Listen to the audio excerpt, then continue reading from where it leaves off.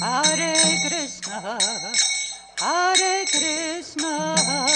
Krishna Krishna, Hare Hare, Hare Rama,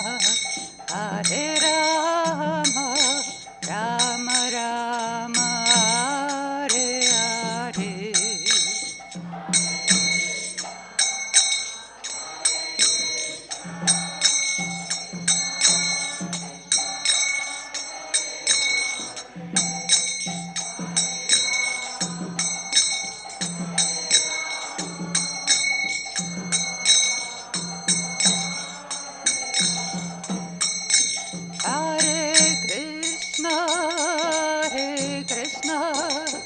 Krishna Krishna, Hare Hare, Hare Rama,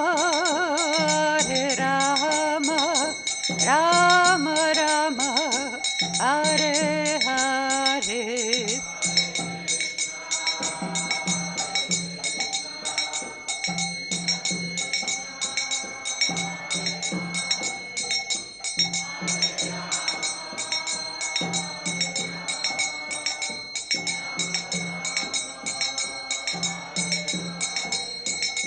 Hare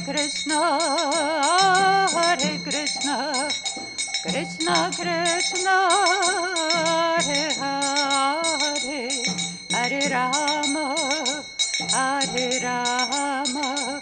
Rama Rama, Hare Hare.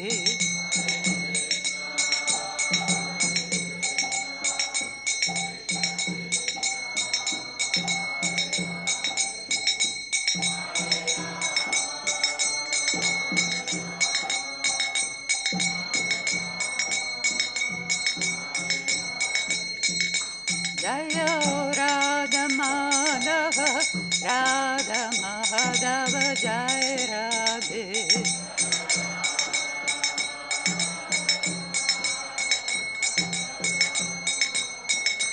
Jaya Panchatattva, Jaya Panchatattva, Jaya Panchatattva, Jaya Panchatattva.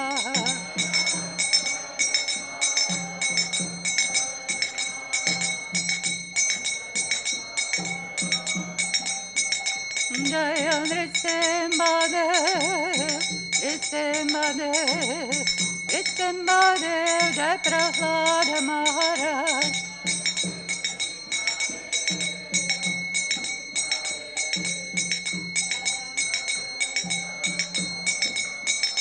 Jaya Jaya Prabhupada, Prabhupada, Jaya Jaya Prabhupada.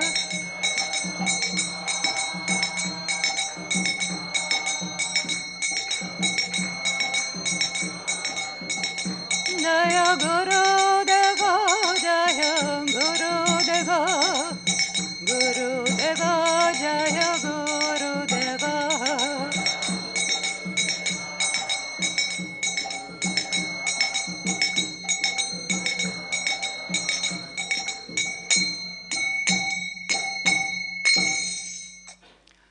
Jai Vishnupada Paramahamsa Parivrajakacharya Shata Shishimar Nidanti Goswami Abhai Charana Bhaktivedanta Swami Srila Prabhupada Ki Jai. Jai Vishnupada Paramahamsa Parivrajakacharya Ashtotara Shata Shishimar Nidanti Goswami Bhaktisiddhanta Saraswati Thakur Prabhupada Maharaja Ki Jai. Ananda Koti Vaishnava Vrinda Ki Jai. Namacharya Srila Haridas Thakur Ki Jai. Om Premstakoshi Krishna Chaitanya Prabhu Nityananda Shri Advaita Gadadhar Shivasa Adigora Bhakta Vrinda Ki Jai. Shri Radha Madhava Gopi Gopinata Radha Kunda Shyama Kunda Giri Govardhan Ki Jai. Vrindavana Madhura Dhamma Ki Jai. Mayapura Navadvipa Dhamma Ki Jai. Ganga Maya Yamuna Maya Ki Jai. Tulsi Maharani Bhakti Devi Ki Jai. Gaura Premananda Hari. All glories to the assembled devotees, all glories to the assembled devotees, all glories to the assembled devotees.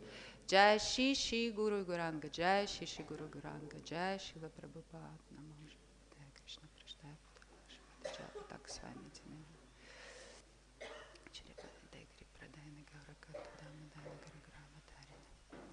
Om Namo Bhagavate Vasudevaya. Om Namo Bhagavate Vasudevaya. Om Namo Bhagavate Vasudevaya. Narayanam namaskrityam naram chaiva narottamam devim saraswatim vyasam tato jayamudhirayet nashta prayesha bhadreshu nityam bhagavata sevaya bhagavatyutamashloke bhaktir bhavati naishtiki Namahom Vishnu Padaya Krishna Prashtaya Bhutale Shrimate Bhaktivedanta Swami Niti Namine Namaste Sarasvate Deve Gauravani Pracharine Nirvishesha Shunyavadi Pashyatya Deshatarine Nama Mahavadanyaya Krishna Prema Pradayate Krishnaya Krishna Chaitanya Namne Gauratvishe Namaha Panchatattvatmakam Krishnam Bhaktarupa Svarupakam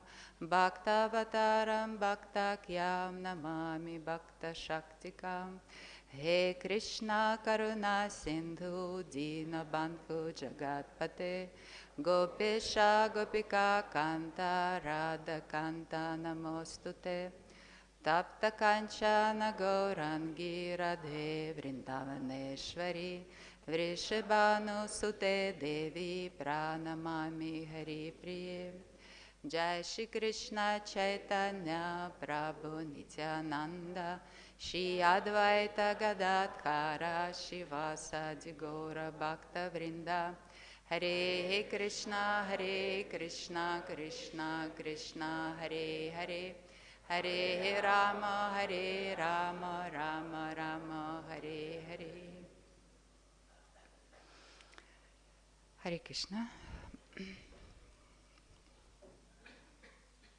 So today we continue reading 9th canto, chapter 14, which is entitled King Purūravā enchanted by Urvaśī. Text 37.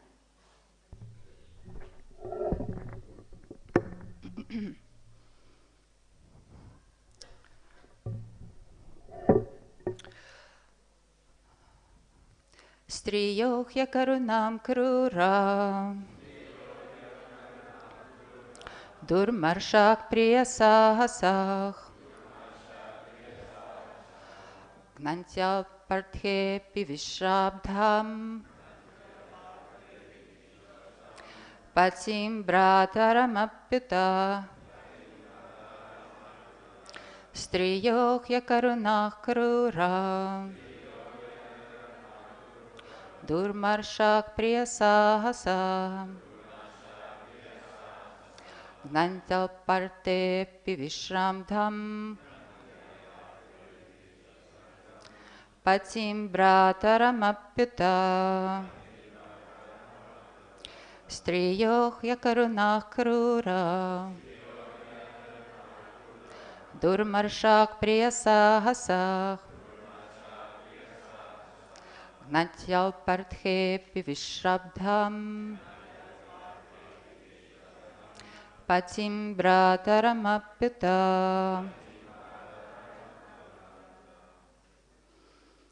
Next, please.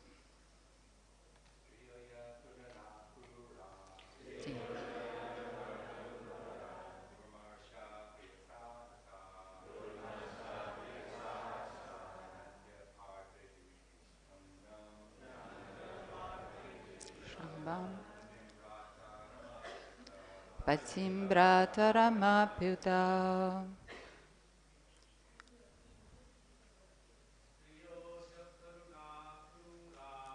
striyo akaruṇāḥ krūrā durmarṣāḥ priya-sāhasāḥ ghnanty viśrabdhaṁ patim bhrātaram Vaishnavis, please.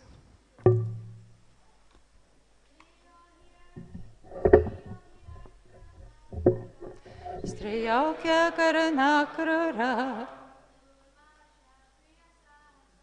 durmarṣāḥ priya-sāhasāḥ,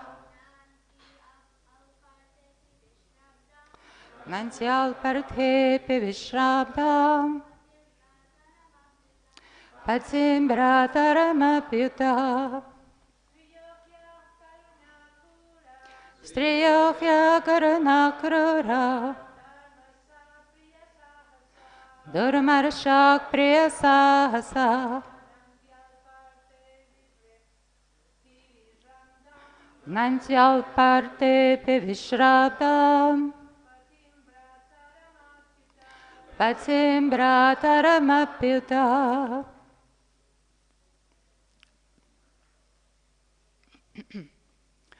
Striyaḥ, women. He, indeed. Akaruṇāḥ, merciless. Krūrāḥ, cunning. Durmarṣāḥ, intolerant. Priya-sāhasāḥ, for their own pleasure, they can do anything. Ghnanty, they kill. Alpa-arthe, for a slight reason. Api, indeed. Viśrabdhaṁ, faithful. Patim, husband. Bhrātaram, brother. Api, also. Uta, it is said. Translation and purport by His Divine Grace A.C. Bhaktivedanta Swami Prabhupada Ki Jai. Women as a class are merciless, cunning. They cannot tolerate even a slight offense. For their own pleasure, they can do anything irreligious, and therefore they don't fear killing even a faithful husband or brother. King Purūravā was greatly attached to Urvaśī. Yet despite his faithfulness to her, she had left him. Now, considering that the king was wasting his rarely achieved human form of life, Urvaśī frankly explains the nature of a woman. Because of her nature, a woman can respond to even a slight offense from her husband, not by only leaving him, by even killing him, if required. To say nothing of her husband, she can even kill her brother. That is a woman's nature. Therefore, in the material world, unless women are trained to be chaste and faithful to their husbands, there cannot be peace or prosperity in society.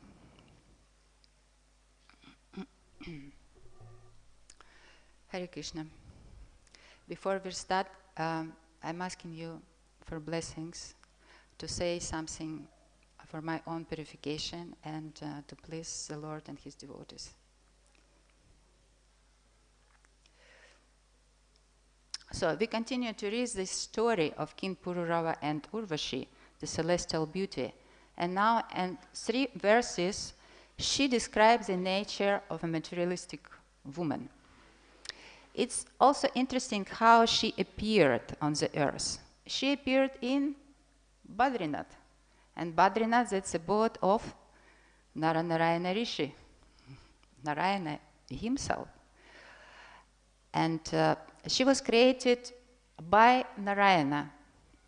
She emerged from his body when Indra tried to seduce Narayana, afraid of his growing strength and power. He sent once, seeing that the great austerity of Narayana Rishi are so powerful, he sent his celestial damsel somehow to distract them from meditation and from austerity and to attract them sexually to these girls. So they were sent and they came there to the abode of Narayana Rishi, to the spot of their meditation, and pretending to do meditation, perform austerity, they actually tried to tempt them. And since they they attempt to do this, Narayana started laughing. And at that very point, from his body, the very beautiful woman appeared, emerged, and was particularly the part of the body which is thigh. So she came from the thigh of Narayana. She's not ordinary woman, materialistic woman. So she is an expansion, and in Bhadri Narayana, actually, she is worshipped as an expansion of this energy of attractiveness of the Lord. So she came with her particular mission, somehow to protect the meditation of Nara and Narayana, and in general, all the renunciates, to attract them to the energy of attraction of the Lord. So that's a very special woman. And actually, in this place, it's very appropriate to ask her for blessings, to not be attracted to anything material, but to be attracted to the attraction of the Lord, as she can give these blessings. So since time immemorial, many renunciates going there for this purpose, to ask her to give this blessing. And this is no other than Urvaśī.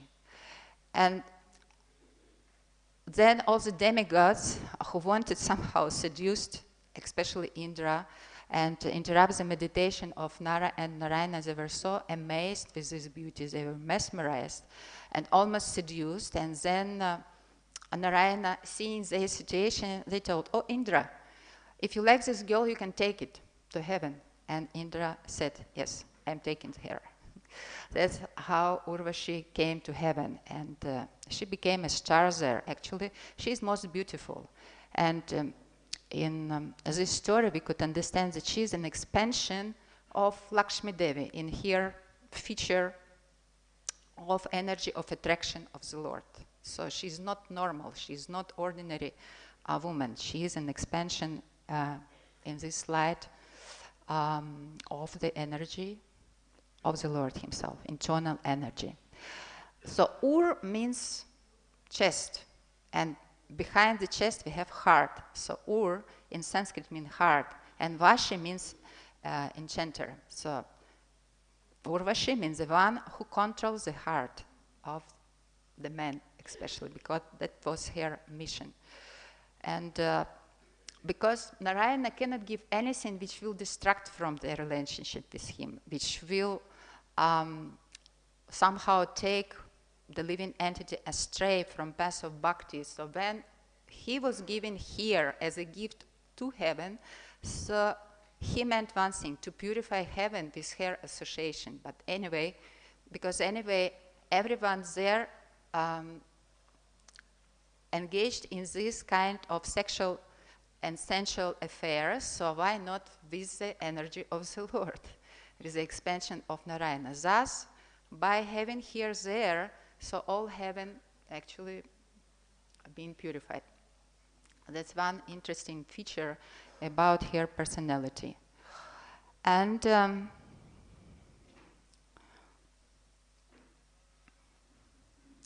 when Urvaśī left Purūravā, he almost got mad for meeting her, and he started searching for her everywhere on the earth.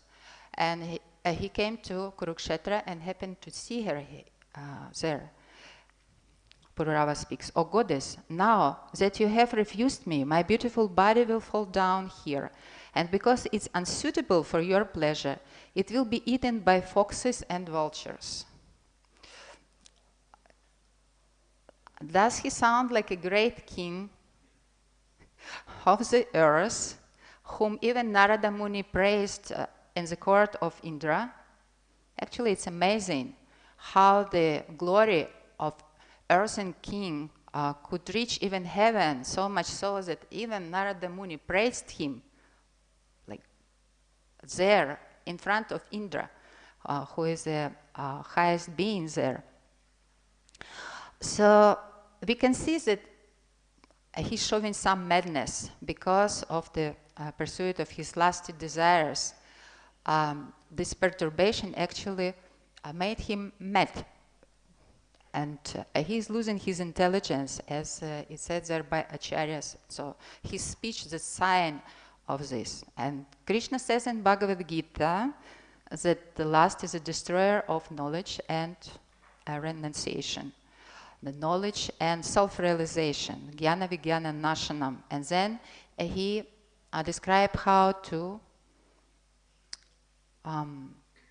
destroy lust. In the very beginning, carves this great symbol of sin by regulating the senses. What does it mean by regulating the senses? Senses and body should be regulated so that this symbol of sin, this lust, will be destroyed. By what means? What is this regulation? Yes, that's our abhyasa. That's our practice of devotional service. And it's like a genie. There is a comparison of our practice with the genie and our body and senses. With the genie, we just run along the tree of our sangha, up and down, up and down. So once genie was found in the bottle in the sea, and the man who found him opened the bottle, and this genie came out, and he approached this man and told, "Give me job, otherwise I will kill you."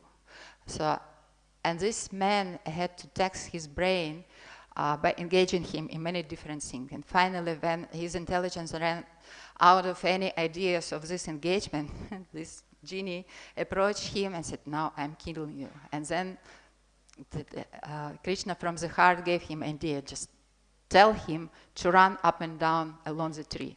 And thus this genie was engaged forever in this kind of activity, running up and down. So this tree, actually, that's our sadhana.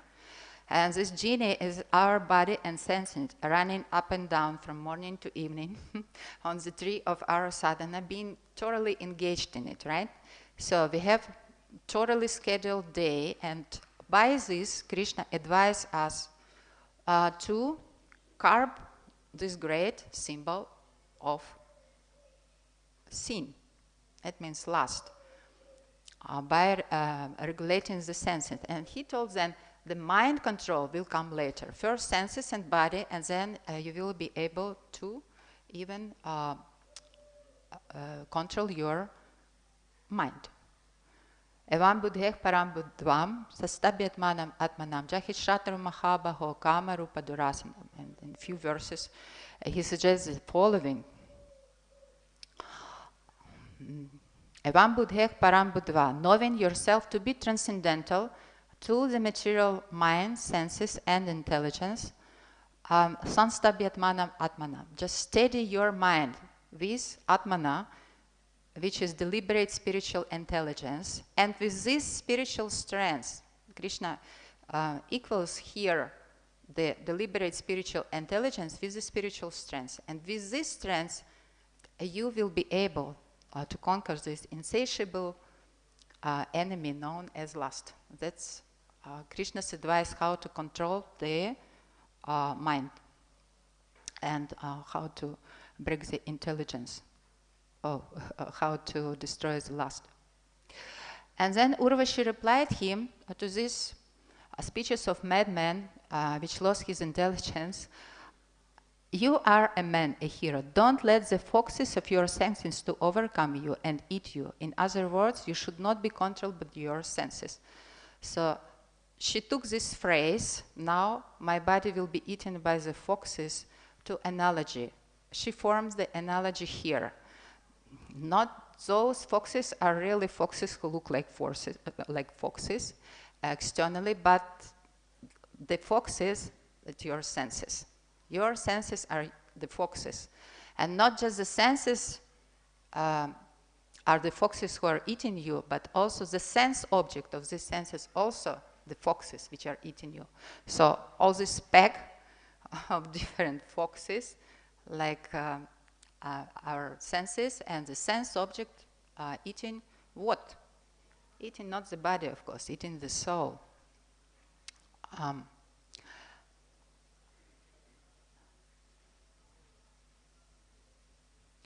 And then in these three verses, somehow to pacify him and to detach him from the meditation on her as an object of his senses, she explains the nature of a materialistic woman.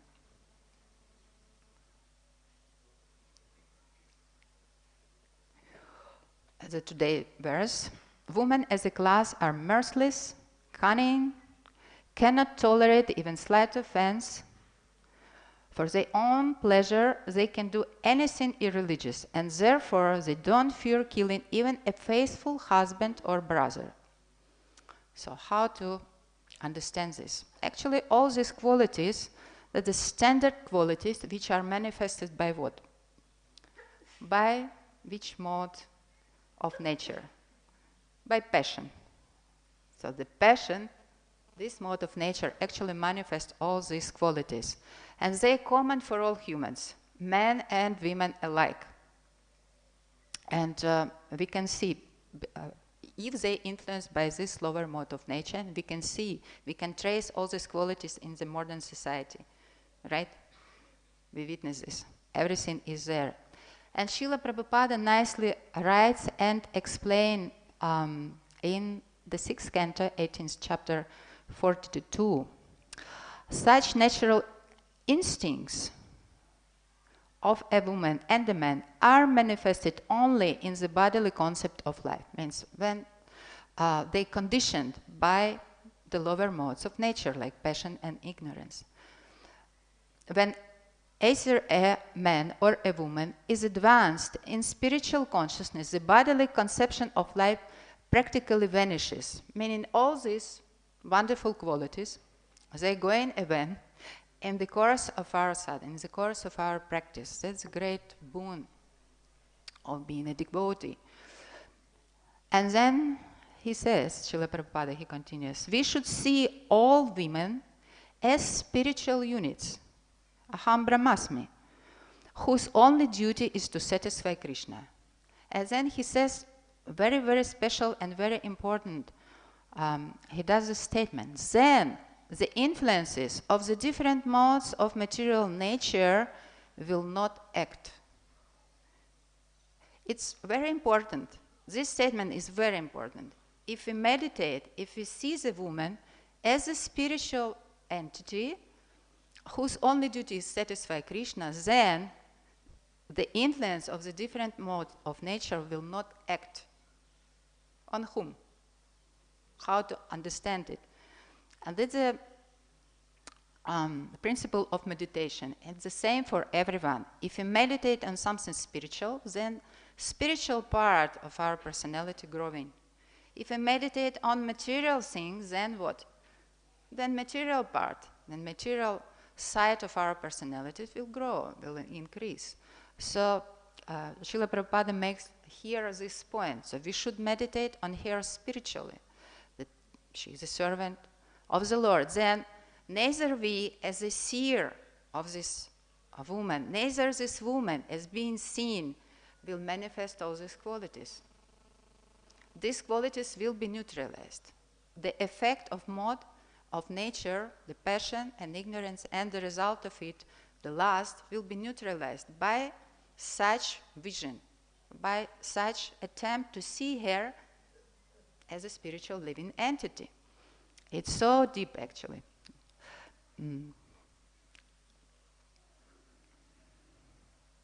Then how all these negative qualities will go away? As it said in 5.18.12, Yasyasti bhaktir bhagavat akinchana sarvair gunayak samasate sura harav abhaktisya kuto mahat guna manorathena bhavato bahih. In the person who developed the attraction to the Lord, who developed the unalloyed devotion to the Lord, all the demigods and all the qualities of the demigods, which manifest by the mode of goodness, they will be shown in the body. They will appear in his body by default. So in the course of our practice, we are going to the mode of goodness. And then we manifest all these wonderful qualities of the demigods. And not just this. When we proceed further, the exalted qualities of the sadhus, sages, will be appeared in our body as well. What is it? Started from titikshava. Titikshava karunika suhridam sarva dehinam agyata shatrava shantah sadavo shadu bhushanaha. That's the decorations of the sadhu or sadhvi, right? Sadhu bhushana. And what is it? Titikshava. They are tolerant. Just the opposite to what Urvaśī speaks here about the woman. See, you can compare this meditation on this wonderful sadhu bhushana or decoration of the sadhu or sadhvi and the material qualitism. Material meditation on these qualities of materialistic person. Titikshava, tolerant. What Urvaśī said, intolerant. Yeah, they karunika, and she said not, they're merciless. Just the opposite, they're merciful. And then she stated, able to kill even faithful husband or brother. No, they ajata shatrava, they don't have enemies. And then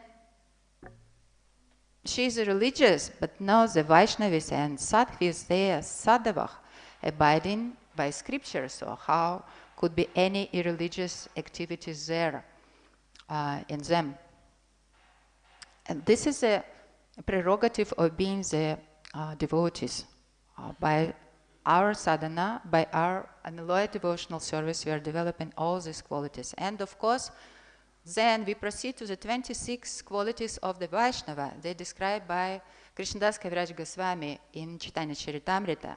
Not just, and they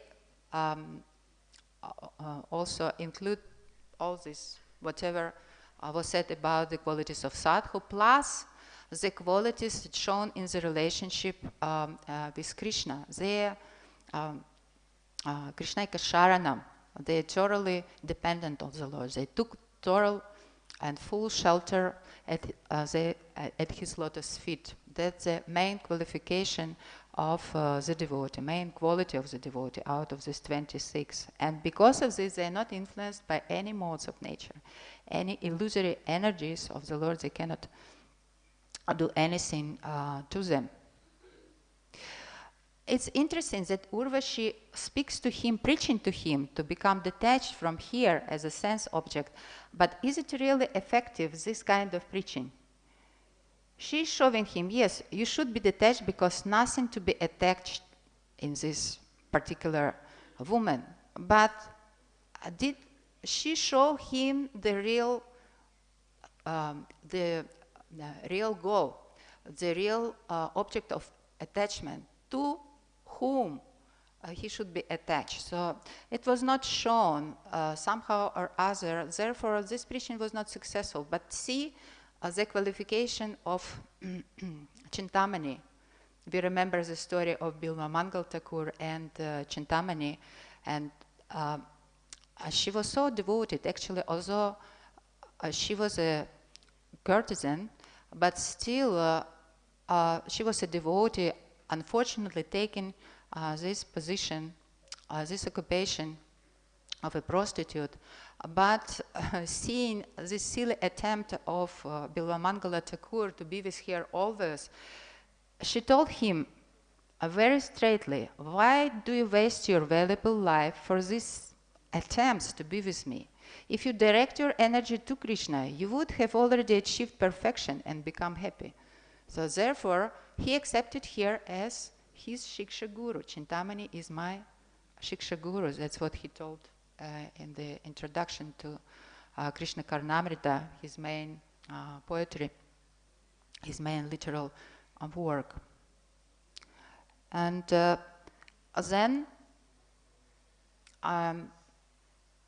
there is a different categories of women, and we can learn about them from the following story. We know that in his previous life, Narada was a Gandharva, right? That's his glorious past life. And being such, he was singing for the pleasure of Radha and Krishna, describing their Rasa Lila. And this requires some particular qualification. You cannot be lusty. But somehow, because it's very high and elevated subject. And all the demigods who were listening to his singing, they were absorbed in this meditation on Rasa Lila. And somehow, because the association of Narada as Gandharva at that time was not so glorious, so he got lusty. And at one point, singing about the Rasa Lila of Lord Krishna, he has made a false note. And it was like a totally something disgusting for all the demigods. They could understand that Narada got lusty, or this Gandharva got lusty, and this only one false note broke their meditation totally into pieces, and they were so disappointed, and they were about to curse Narada for this, and actually they were cursing, and all this great cloud of curse were moving to Narada, and Narada immediately took shelter at the lotus feet of Krishna, started praying to him, and Krishna appeared on the spot, and he stopped this cloud of curse, and he didn't allow it to go further. But then the demigods were wondering what to do now with this cloud, and then they decided, let's produce from this cloud the most lusty girl, a dream for lusty men, and they produced a girl from this cloud. And this girl immediately approached the Ashwini Kumara for sex, and they started teasing her and joking with her, and provoking her. Dear beauty, can you please explain something about yourself? Share your thoughts about your nature. And then she spoke something similar to what Urvaśī tells now. And all the demigoddesses, including Saraswati, chastised immediately Ashwini Kumaras. Why are you provoking here? What are you doing? And then they chastise her as well.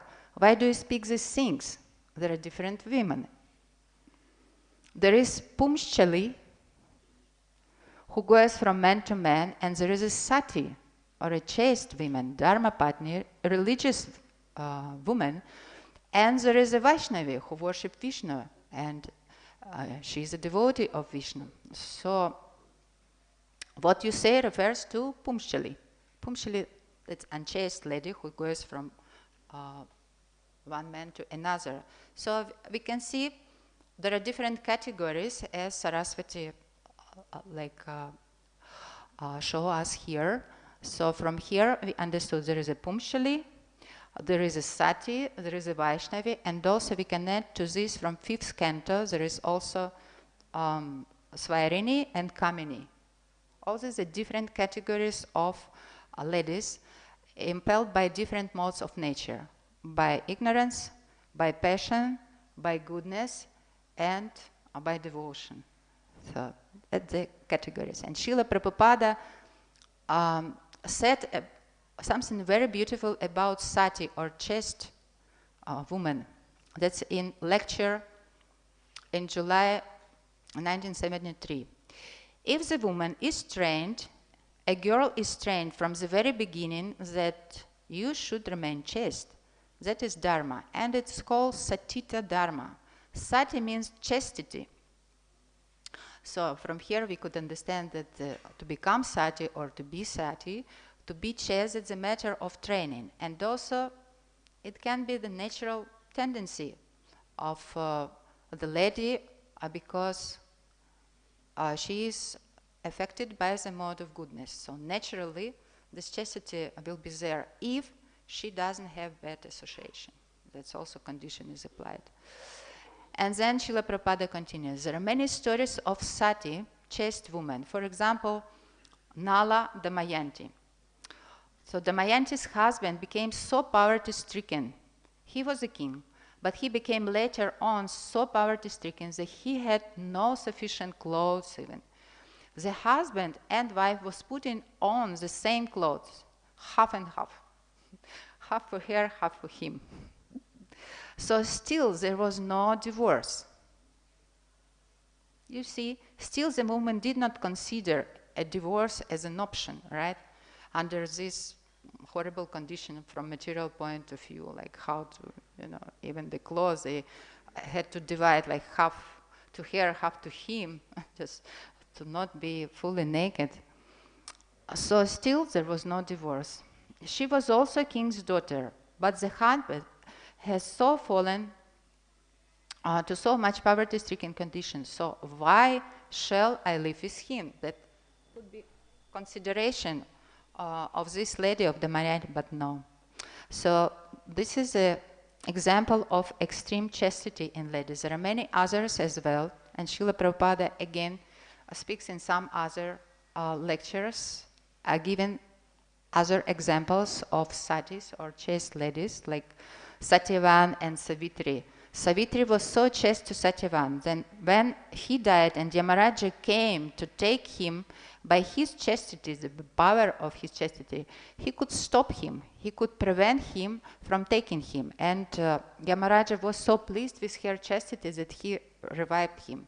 He gave him to again appear in the same body.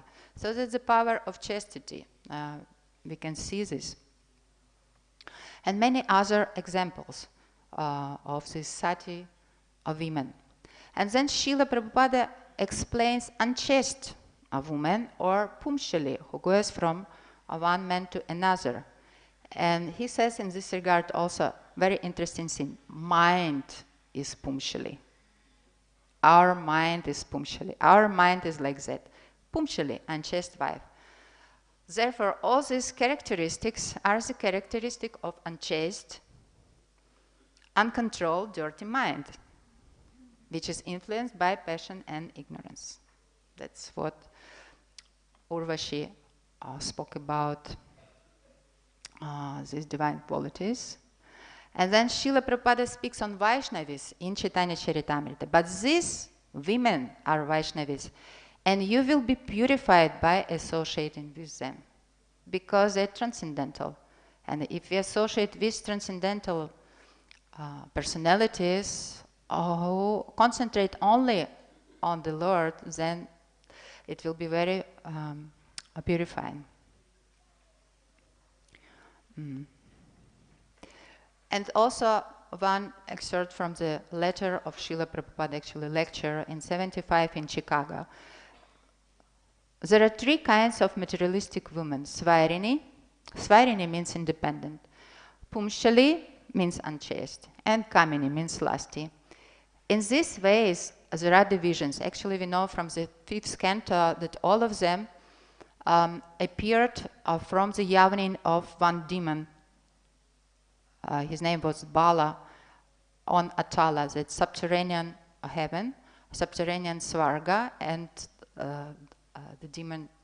this demon, the son of Maya Danava, was there. So from his yawning, all these different categories of unchaste and materialistic women appeared. And somehow this nature of women, like, they spread all over. And Srila Prabhupada told her there are divisions of this materialistic man, yeah, and we mentioned then. So some women, they are very easily carried by men. So that is not good. Therefore, I am instructing our GBCs that let our little girls be educated to become faithful and chaste. That is their qualification. That's what Srila Prabhupada wanted. That's a qualification that he wanted to see in our women, in our societies. And the boys should be trained up to become first-class men.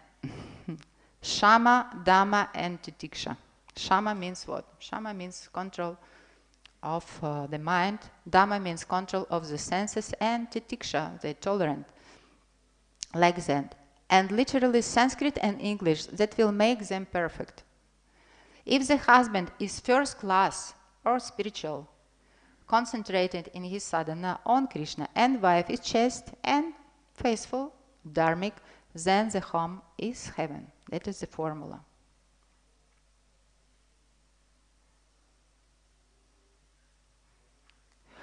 It's also interesting why all this story is called most glorious and most purifying. Like in the opening of this chapter, in the very first verse, Vyasadeva tells us, or Shukadeva Goswami tells us, that all this narration about Aila, the sons of Ila, or Purūravā, are most purifying and most glorious.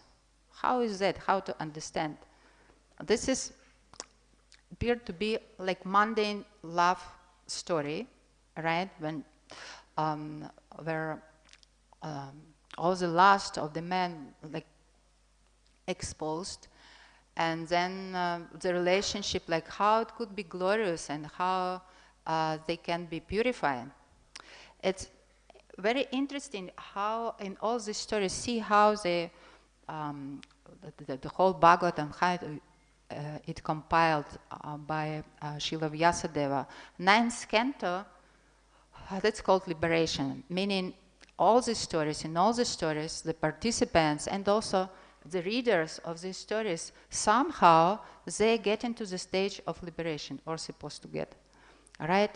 But the story is far out stories, it's scandalous, scandal after scandal in all the stories.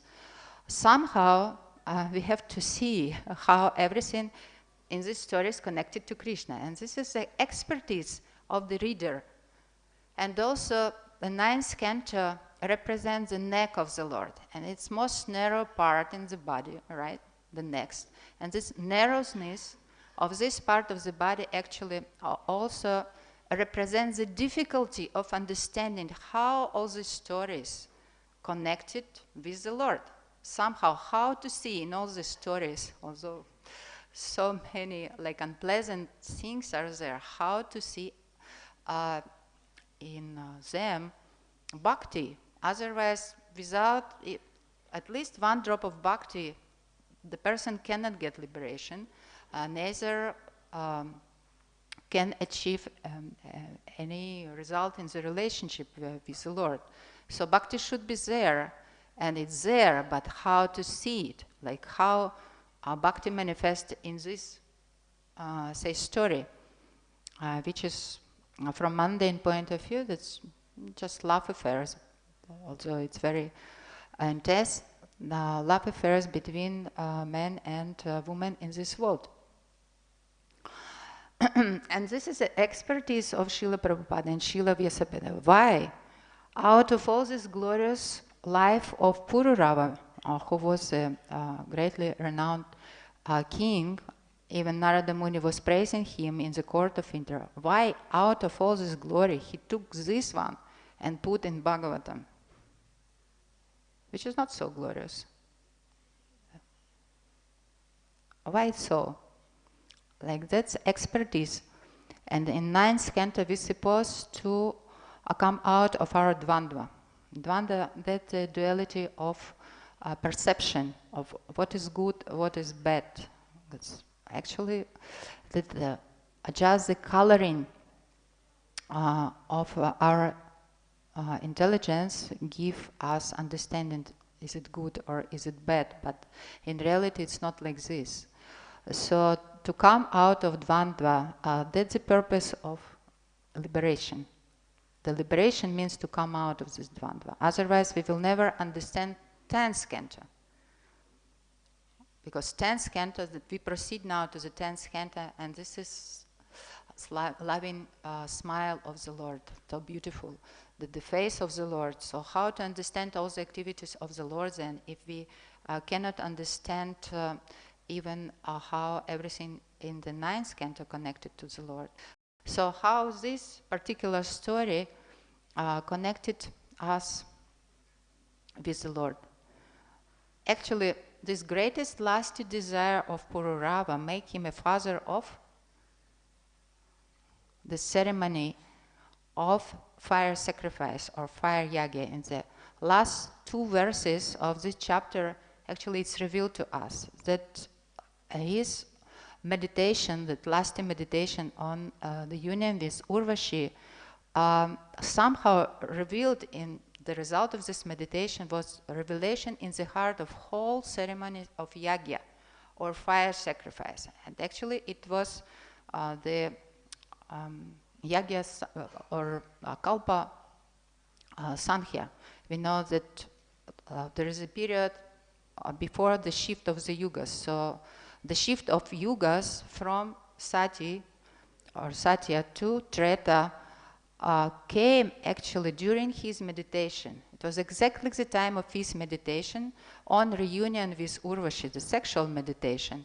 And somehow, by the dint of this meditation, whole yuga dharma of the Treta Yuga, which fall on this very moment of this meditation, the Treta Yuga came, and the yuga dharma of this yuga was revealed in the heart of Purūravā. How is that? It's sacred knowledge, the totally transcendental knowledge about yagya, and in yagya everything that's about the Lord. In yagya, the fire is the Lord, the oblation is the Lord, the priest is the Lord. How is that? Like everything about this yagya that's transcendental. How could be the result of sexual meditation will be yagya or the knowledge of yagya? But somehow in the heart it was revealed to him, the whole process of yagya. Then he did accordingly to what was revealed to him, and he proceeded in his yagya.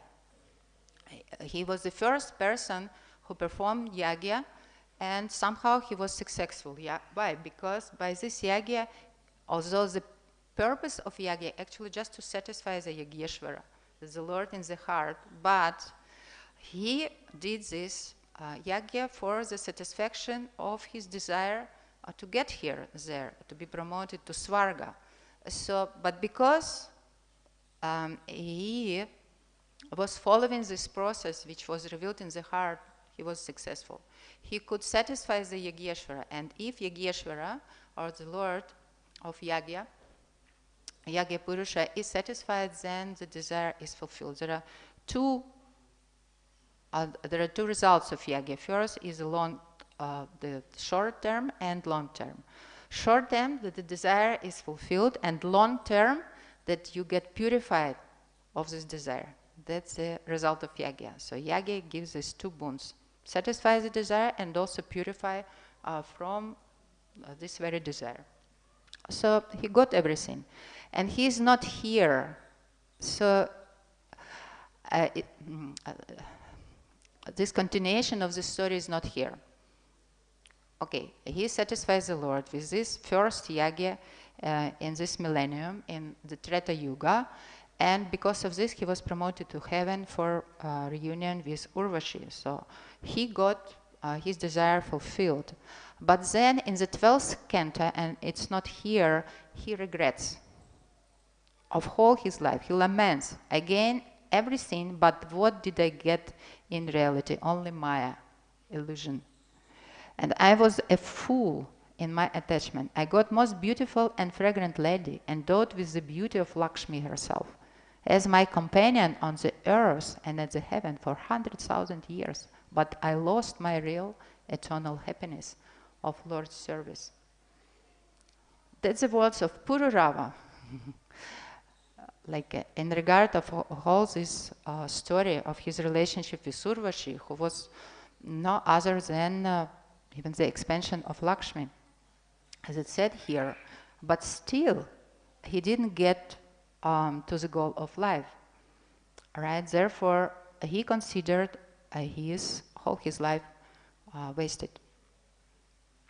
That's the end of this story. So, by this, being purified by this yagya and being purified by her association, the association with the divine energy of the Lord, somehow Purūravā got to this level also, to the level of salvation, liberation, and then he proceeded to the spiritual world. That was the end. So how is it glorious? Why? All this story is glorious, and why this story is purifying? Of course, it's glorious because Lord Krishna has chosen this family to be appeared in, right? He appeared in the Soma dynasty. So somehow he has chosen Purūravā as his grand ancestor. And this is the glory of this whole thing, somehow, that the Lord felt it appropriate to appear there, and this is the glory of this family. And also, he was the son of Buddha Mercury, who was the son of Soma, the Boko, the moon god. So Soma, Buddha, and Purūravā, they are very exalted. So that's the glories of this. And they are shloka punya. Even hearing the names of these personalities purifying, that's what Shukadeva Goswami told us, they are shloka punya, or punya shloka. And also, that's purifying because it tastes our heart. Do we really want this happiness after we hear all this thing? Because even Purūravā and Urvaśī, they considered themselves to not be successful in finding the happiness here. There is no happiness. That was the end of the story. They came to conclusion there is no happiness. He was totally frustrated at the end. He wanted the Lord because his purified heart wanted the Lord. So he got the beauties, that the most beautiful lady in the world, in the striyo world. He got the Shakti of the Narayana himself, but still he was not satisfied with this flickering happiness. So is there any happiness? Is there any sense in trying even to get this? And then Narada Muni speaks in the first canto, 5th chapter, about the goal of life, and it's very impressive. Tasaiva hetoh prayateta kavida na labhyate yat brahmatam uparyadах.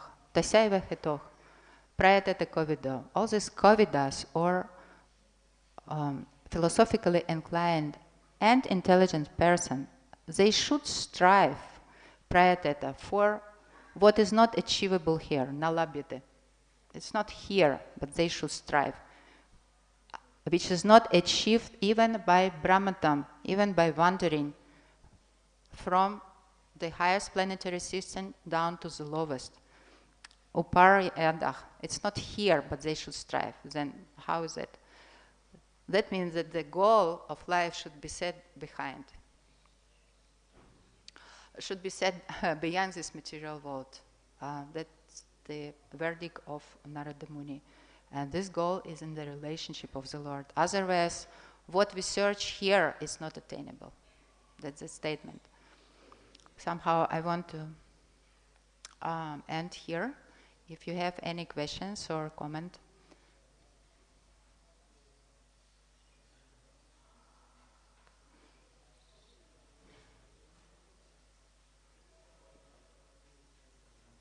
Hare Krishna.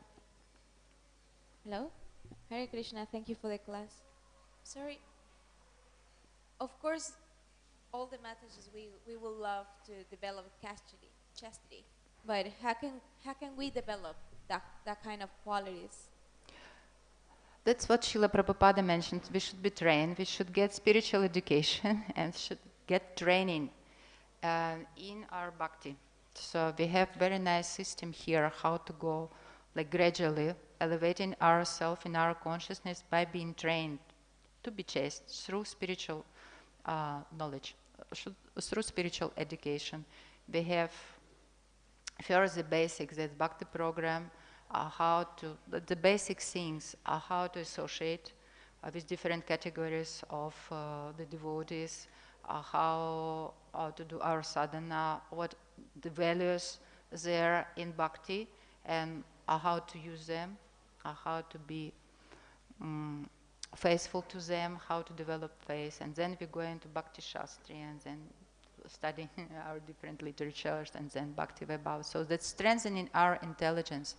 Actually, to become chaste, that's a matter of education, as Srila Prabhupada said, and controlling our lowest nature, if it's there, by the strength of our deliberate spiritual intelligence. It's very important, the intelligence, how it's able to control all this like impetus of the lowest nature it has three functions. First is smriti, and then vichar and viveka. That's what is said in Bhagavad Gita. Smriti, that's our memory, that's the basis of intelligence. Only spiritual deliberate intelligence can curb the lust, right? And to manifest this chastity in us. And the basis of memory is the knowledge, because the memory or smriti should be filled in with what? With the knowledge, right? The knowledge is given in Shastra. So our deliberate spiritual intelligence is based on Shastra. We've taken all this knowledge from there and growing. And then the next function of intelligence, okay, the Shastric knowledge comes into our memory, and then we deliberate on it. It's called vichar, right? We proceed it, we reason it, we contemplate on what we heard. That's the second part, how it should be done. What we heard, we have to contemplate upon and to use it, to apply for ourselves. We should become, like Srila Prabhupada told us, independently thoughtful devotees in there, not just hear by contemplate and to apply for our situation. That what it means to become independently thoughtful. And then when we proceed it, we contemplate on it, then we come to conclusion, and it's called viveka. Conclusion of what? What is good, what is bad. That's the ability to discriminate, right? What to do, what not to do. So that's how it works. But everything starts from the spiritual education. And the spiritual education is giving us these values, right? The chastity and dedication to the Lord. So it's there, it should be. And all this wonderful, we have to read, because our scriptures are full of these examples of how to be chaste. Examples of the lady Horasati, as we heard. Like then when we associate, also it's a matter of proper association with the Vaishnavis who are already in the movement for some time, and they develop already all these wonderful qualities, including chastity. That's how we can get this contagious virus, which will also give us the same, right, the chastity. It's also gotten through association.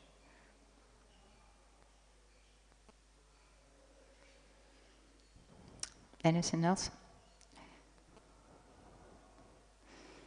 So thank you so much. Grantaraj Srimad Bhagavatam ki jai, Srila Prabhupada ki jai, Gaur Pramanande, Hari Bol.